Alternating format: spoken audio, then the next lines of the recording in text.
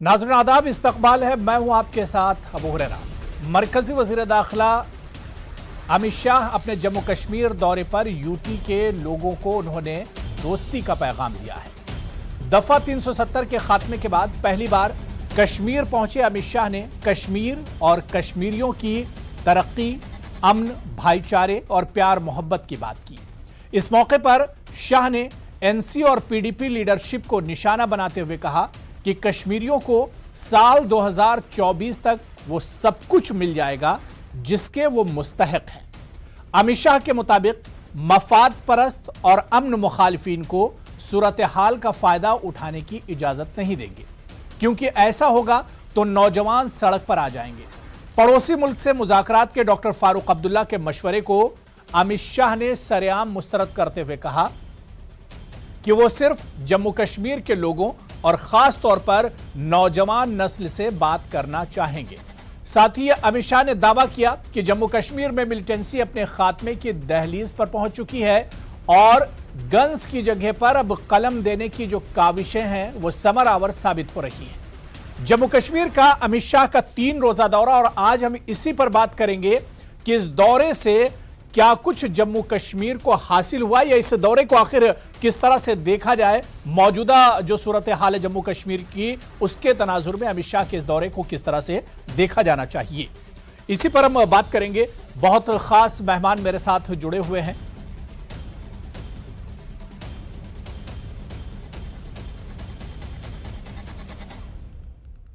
बहुत जल्दी अपने मेहमानों का मैं आपसे तारुफ करा देता हूं। मेरे साथ नेशनल कॉन्फ्रेंस की तर्जुमान स्पोक्सपर्सन इफ्रा जान इस वक्त मेरे साथ जुड़ी हुई हैं। सलमान निजामी साहब कांग्रेस लीडर हैं। अभिनव शर्मा जी जो कि स्पोक्सपर्सन है बीजेपी के, वो भी इस डिबेट का हिस्सा हैं। और फिरदौस टाक भी कुछ देर हमारे साथ इस डिबेट में जुड़ेंगे, इस डिबेट का हिस्सा होंगे। सभी मेहमानों का बहुत इस्तकबाल है न्यूज़ 18 उर्दू में। मैं इफ्रा जान मोहतरमा आपसे ही शुरुआत करना चाहूंगा। अमित शाह जी का यह दौरा 370 के बाद पहला दौरा था, और इस दौरे पर जो बातें अमित शाह ने कही, उन्होंने कहा कि कश्मीर बढ़ रहा है, कश्मीर तरक्की कर रहा है, कश्मीर के नौजवान अब पत्थर लेकर चौराहों पर और सड़कों पर नहीं निकल रहे हैं, बल्कि अब कश्मीर का नौजवान पढ़ना चाहता है, तरक्की करना चाहता है। कैसे इस अमित शाह जी के इन दावों को किस तरह से आप देखती हैं? देखिए, कश्मीर का नौजवान जो है हमेशा से पढ़ना चाहता था, हमेशा से तरक्की करना चाहता था, ये आज की बात नहीं है। लेकिन जहां तक उनकी बयानों की बात आती है, उन्होंने पहले कहा है कि यहाँ पे बहुत विकास यानी डेवलपमेंट हो रहा है। Obviously as a political party उनको दावा करना है और एज एन ऑपोजिशन पार्टी हमको जुटलाना है, इसीलिए पार्टी को साइड पे रख देते हैं, डेटा की बात करते हैं, क्योंकि डेटा झूठ नहीं बोलता। 2010 में बेरोजगारी का जो रेट था जम्मू और कश्मीर में 3% था, आज वही बेरोजगारी 22% बढ़ गई है। आप खुद ही समझ सकते हैं, जहां इतनी हद तक बेरोजगारी बढ़ी होगी वहां डेवलपमेंट हो रहा होगा या डिस्ट्रक्शन हो रहा होगा, और अगर डिस्ट्रक्शन हो रहा होगा कितनी तेजी से ये डिस्ट्रक्शन हो रहा होगा। उन्होंने बात की नॉर्मलसी की। मैं आपको याद दिला दूं, रोज रोज जो सिविलियंस की हत्याएं होती हैं, जो ग्रेनेड अटैक्स होते हैं, उनमें 37% इंक्रीज हुआ है। वो आपने भी देखा है, वो हमने भी देखा है, हर टीवी चैनल शाम शाम को चलाता है। कल सुबह ही एक दूध वाली को गोली मार दी गई थी और उसकी सब्जियां तक नीचे गिरी हुई थी शुपियान के एक इलाके में। लेकिन अगर वो दावा करते हैं कि नॉर्मलसी है, मैं तो आज ये भी याद नहीं दिलाऊंगी कि आज 15वां दिन है पुंछ के एनकाउंटर का, यानी 15 दिन से पुंछ में एनकाउंटर लगातार चल रहा है। चलिए उन्हीं की नॉर्मलसी की बात कर लेते हैं। उन्होंने ही कहा था जब धारा 370 हटी थी पार्लियामेंट में कि जिस दिन नॉर्मलसी आएगी उस दिन हम स्टेटहुड को रिटर्न कर देंगे। आपने भी सुना था, मैंने भी सुना था। अगर नॉर्मलसी आ चुकी है तो आप स्टेटहुड को रिटर्न क्यों नहीं कर रहे? ये तो आप ही का दावा था। और तीसरी बात, उन्होंने नेशनल कॉन्फ्रेंस पे निशाना ताका है कि नेशनल कॉन्फ्रेंस जो है वो ये है, वो है। ठीक है, आपको नेशनल कॉन्फ्रेंस से नफरत है, हम समझते हैं। बीजेपी जो है इस टाइम पे नेशनल कॉन्फ्रेंस को तोड़ना चाहती है, हम समझते हैं आपकी बात को, आप नेशनल कॉन्फ्रेंस से नफरत करती है बीजेपी, लेकिन हमें इतना बताइए कि नेशनल कॉन्फ्रेंस की सजा आप यहाँ के लोगों को क्यों दे रहे हैं? क्या यहाँ के लोगों को अपने नुमाइंदे चुनने का अधिकार नहीं है? आज 7 साल से जम्मू और कश्मीर में कोई इलेक्शन नहीं हुआ है, और 1 करोड़ 20 लाख लोग जो जम्मू और कश्मीर के हैं, उसमें डोगरा हो, पहाड़ी हो, गुज्जर हो, कश्मीरी हो, मुसलमान हो, पंडित हो, सिख हो, वो अपनी हुकूमत नहीं चुन पा रहे हैं। उनके वोट का कोई मतलब ही नहीं रहा है लोकसभा इलेक्शंस के सिवा। तो आप उनको ठीक सजा है, क्यों दे रहे हैं? उनको अपने बिल्कुल। नुमाइंदे यानी चुनने दीजिए। अगर अमित वो शाह आप ही जी को के चुने जो तो बहुत दावे अच्छी हैं बात है। उन्हें एक तरह से आप झुटला रही हैं। अमित शाह ने जो दावे किए वो बिल्कुल। दावे एक तरह से खोखले हैं। इस पर मैं इफ्रा जान जी दोबारा से आपके पास आऊंगा। मैं बारी बारी से जितने पैनलिस्ट मेरे साथ जुड़े हुए सबको डिबेट में शामिल कर लेता हूं। मेरे साथ फिरदौस टाक जी जो कि स्पोक्सपर्सन हैं और मेंबर हैं पीएससी पीडीपी के, वो भी मेरे साथ जुड़ चुके हैं। फिरदौस टाक जी, आपका भी बहुत इस्तकबाल है न्यूज 18 उर्दू में। मैं सलमान निजामी जी आपके पास आना चाहूंगा। सलमान निजामी जी, 3 रोज का अमित शाह जी का दौरा, और इस दौरे में कई अहम प्रोजेक्ट, कई अहम ऐलानात अमित शाह जी ने जम्मू कश्मीर और खासतौर से कश्मीर के लिए किए हैं। कैसे देखते हैं इस दौरे को? देखिए, अमित शाह जी कल कश्मीर में थे और आपने देखा किस तरीके से वहां पटाखे फोड़े जा रहे थे, और यही सबसे बड़ा फेलियर है अमित शाह जी को। सलमान निजामी जी, आपकी आवाज मुझ तक नहीं आ रही है। 370 का दावा। जी सलमान निजामी जी, कंटिन्यू कीजिए। जी जी, देखिए, मैंने ये कहा कि कश्मीर में अमित शाह जी हैं आज जी। और कश्मीर में आपने देखा कल जो है एक तबका जो है सेलिब्रेट कर रहा था और पटाखे फूटे जा रहे थे, और ये लॉ एंड ऑर्डर का फेलियर है। और अमित शाह जी के लिए एक मैसेज है कि कश्मीर में जो आपने दावा किया था कि आर्टिकल 370 हटने के बाद कश्मीर में मिलिटेंसी खत्म हो जाएगी, रोजगार मिलेगा और तरक्की होगी, वो आपके सामने है। आज सिविलियन हो, कश्मीर का हिंदू हो, चाहे मुसलमान हो, सिख हो, ईसाई हो, आज इनसिक्योरिटी हर एक इंसान में है। आज पॉलिटिशियंस जो हैं बाहर जाने में डर रहे हैं। आज नौकरियां आपने पहले कहा 1 लाख नौकरी देंगे, फिर कहा 50,000 देंगे, 3 सालों में आपने 3 गवर्नर चेंज कर दिए। आपको मालूम नहीं पड़ रहा है कि हम कैसे कश्मीर को हैंडल करें। आपने यह कहा था कि हम साहब जम्मू और कश्मीर को जो है 4 चांद लगा देंगे। आज आप जम्मू के रघुनाथ बाजार में जाइए और वहां पूछिए दुकानदार से क्या उसको फायदा हुआ या नुकसान हुआ है। कश्मीर के शिकारा वाले से पूछिए कि उसको फायदा हुआ है, नुकसान हुआ है। लद्दाख को आपने हमसे अलग कर दिया, वो भी नुकसान में, वो चाहते हैं कि हम पहले ठीक थे। तो अमित शाह जी जवाब दे हमें कि आपने कहा था कि मिलिटेंसी कश्मीर में खत्म होगी। आज तो सिक्योरिटी फोर्सेस छोड़िए, वो तो पुंछ में अभी भी एनकाउंटर चल रहा है, हमारे सैनिक शहीद हो रहे हैं, सिविलियन अनसेफ हैं, चाहे उसमें कश्मीरी पंडित हो। अमित शाह जी ने जिक्र किया, मैं उनसे पूछना चाहता हूं कि 6 सालों में कितने कश्मीरी पंडित जो हैं आपने वापस लाए कश्मीर में, कितना पैकेज दिया उनको। ये हिंदू और मुसलमान की बात नहीं है कश्मीर में, चाहे वहां हिंदू हो, चाहे मुसलमान हो, सिख हो, ईसाई हो। और ये चाहते हैं अब आपस में डिवाइड करना कम्युनिटीज को, ताकि इन पे सवाल ना हो, इनके फेलियर्स पे सवाल ना हो। और जम्मू कश्मीर की आवाम जो है बहुत जल्द इनको जवाब देगी। ये डरते हैं इसलिए कि जम्मू कश्मीर में इलेक्शन नहीं करवा रहे हैं। चलिए ठीक है, मैं बहुत छोटा सा रिएक्शन पीडीपी से भी ले लेता हूं, उसके बाद जो सवाल आप लोगों ने उठाए वो मेरे साथ बीजेपी के स्पोक्सपर्सन अभिनव शर्मा जी जुड़े हुए, उनसे जवाब लिया जाएगा। मैं फिरदौस टाक जी आपके पास आना चाहूंगा पूरी ईमानदारी से। फिरदौस टाक जी, जो चीजें अमित शाह जी बता रहे हैं, उन्होंने कहा कि हर कश्मीरी के लिए 5 लाख तक का जो इलाज का खर्च होगा वो एक तरह से सरकार बर्दाश्त करेगी। कश्मीर के 12 लाख किसानों को हर साल 6,000 रुपए की फराहमी की जाएगी। 2022 तक जम्मू कश्मीर में 50,000 करोड़ की सरमायाकारी की जाएगी। कई ऐसे बड़े ऐलानात किए हैं, फिर शिकायत क्या है सरकार से?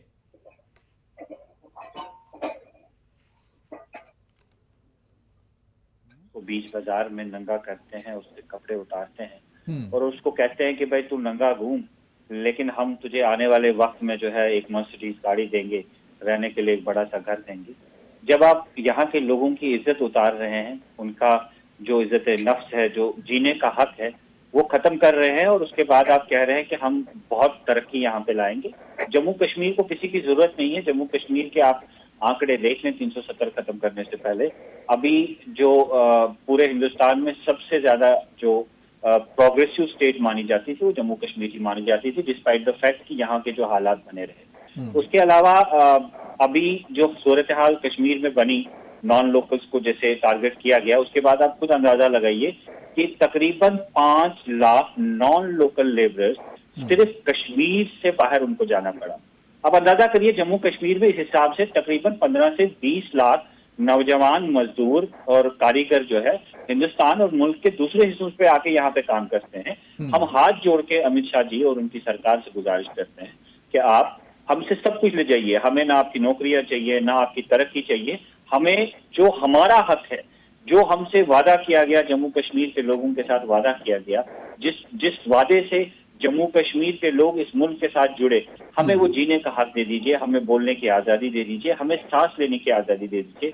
आज आप कश्मीर में आकर एड्रेस कर रहे हैं, गुजरात को एड्रेस कर रहे हैं, यूपी के इलेक्शन को, वहां के लोगों को बता रहे हैं कि जम्मू कश्मीर में सब कुछ है, ठीक है, जबकि जम्मू कश्मीर के लोगों को आप या तो थानों में बंद कर रहे हैं, या जेलों में भेज रहे हैं, या पीएसए लगा रहे हैं। सिक्योरिटी मीटिंग में आप कहते हैं कि यहाँ पे जो है सब हालात बिगड़ गए हैं 370 के बाद, और बाहर डाइस पे चढ़ के चिल्ला के कहते हैं कि हमने यहाँ के हालात ठीक कर दिए। पाकिस्तान से बातचीत कर रहे हैं दरवाजा बंद करके, और यहाँ पे कह रहे हैं कि हम पाकिस्तान से बात नहीं करेंगे। ये कह रहे हैं कि यहाँ के नौजवानों के साथ बातचीत करेंगे। इनको जब ये 4 लोगों के घर में ताजियत पे गए तो इनको परवेज, जिसको अनंतनाग में सीआरपीएफ ने नाके पे गोली मारी, उनके घर वालों से भी बातचीत करनी चाहिए। जिस शाहिद को कल सीआरपीएफ ने जैनपुरा शोपियान में गोली मारी, उन नौजवानों से भी बात करनी चाहिए। तो ये कश्मीर बेचना बंद करिए मुल्क के हिस्सों में। देखिए अभिनव शर्मा जी ने आप सब लोगों को सुना है, ठीक है, अभिनव शर्मा जी ने आप सभी लोगों को सुना है, मैं उनके पास जा रहा हूं।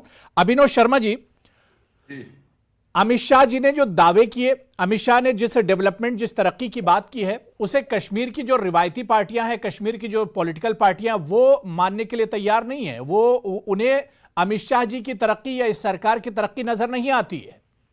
जी जी, देखिए ऐसा है, मैंने आपको थोड़ा लेट ज्वाइन किया, मैंने फिरदौस टाक जी की बात सुनी, उन्होंने क्या कहा।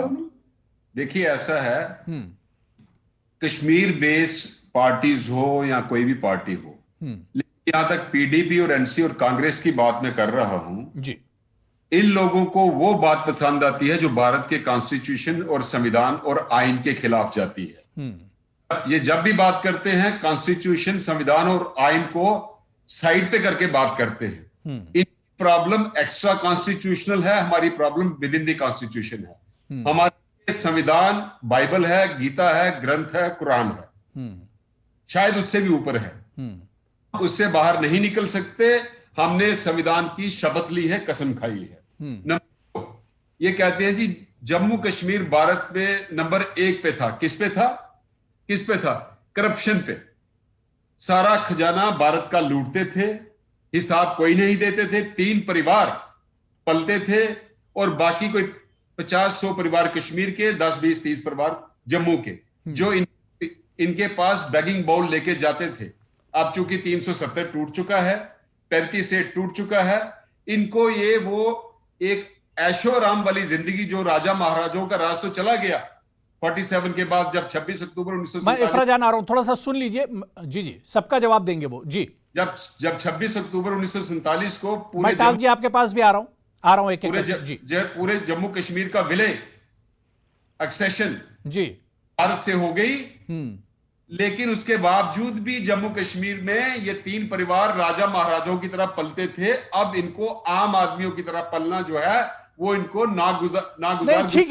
ठीक है, देखिए ये तो सियासी, बिल्कुल ठीक है, अभिनव शर्मा जी, ये तो देखिए ठीक है, सियासी बयानबाजी है, ये तो सियासी बयानबाजी है। लेकिन जिस तरक्की की बात अमित शाह जी कर रहे हैं, वो तरक्की वहां के लोगों को नजर नहीं आ रही, या वहां की जो अपोजिशन पार्टियां हैं उन्हें नजर आखिर क्यों नहीं आ रही वो तरक्की?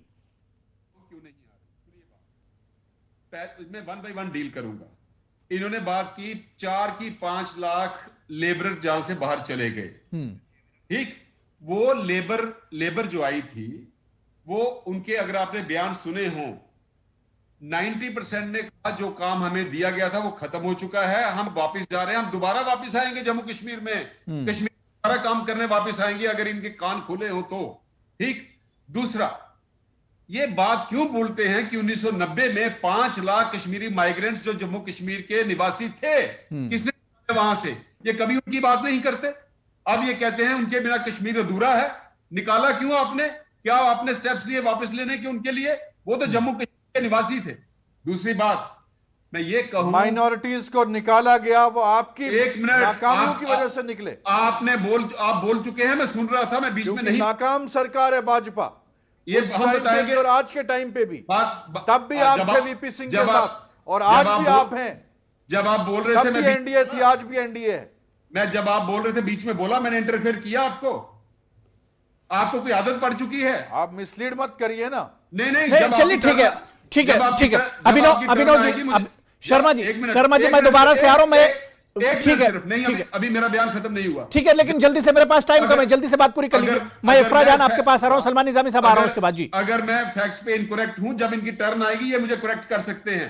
5 लाख कश्मीरी पंडितों को इन्होंने बाहर। बताइए आप, क्या आप सरकार में नहीं थे तब? आप प्रोग्राम में हैं या कहीं पंचायत में बैठे हैं? पहले मुझे ये बताइए। आप अपनी टर्न पे बोल लीजिए, मुझे कंट्राडिक्ट। पंचायत ही हो रही है, ये सच्चाई की पंचायत है, इसको फेस करिए, डरिए मत, हमने जवाब दीजिए। चलिए ठीक है, मैं एक एक करके आ रहा हूं। अभिनव जी बात हो गई, अभिनव शर्मा जी अब देखिए बात हो गई। इफ्रा जान बहुत जल्दी से आपका रिएक्शन। मैं सलमान निजामी साहब आ रहा हूं, टाक साहब मैं आपके पास भी आ रहा हूं, उसके बाद अभिनव शर्मा जी मैं आपसे फिर रिएक्शन। मुझे हंसी आ गई अभिनव जी की बात सुन के, जहां पे उन्होंने संविधान की दुहाइयां देना शुरू कर दिया।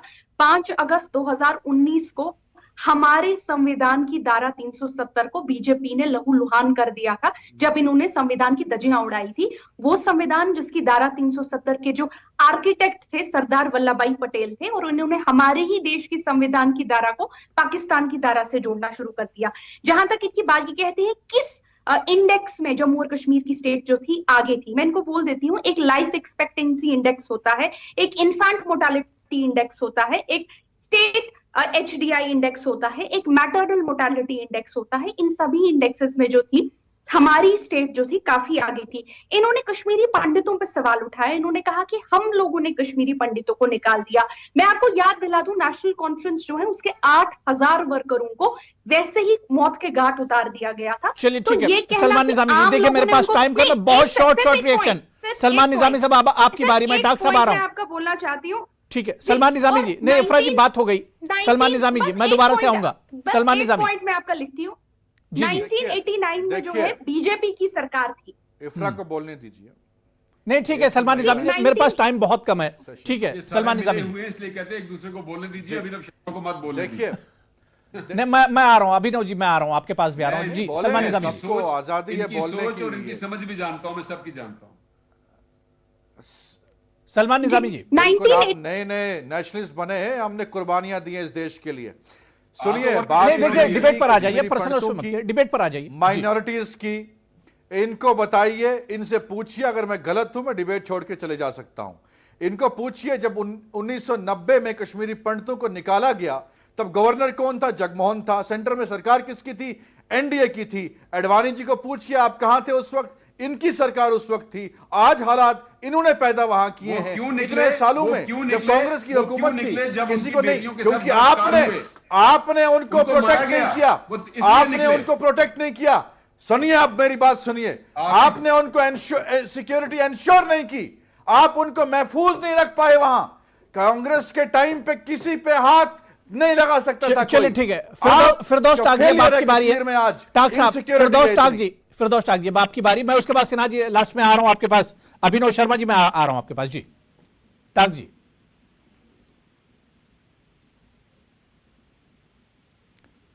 फिरदौस टाक जी मेरी आवाज सुन पा रहे हैं सर?